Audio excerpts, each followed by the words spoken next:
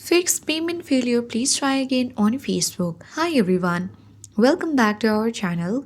This is Rose and I'll show you how to fix the payment failure, please try again issues on Facebook.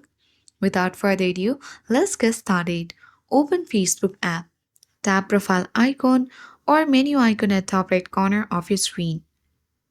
Scroll down and tap on setting and privacy.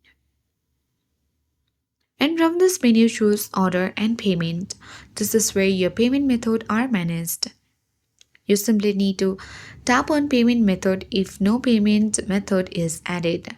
This could be causing the error. You need to add a payment method. You will see options like credit card, debit card or PayPal.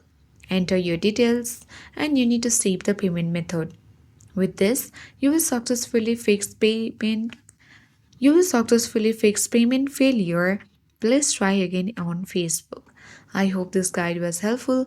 If it was, don't forget to like, share, and comment.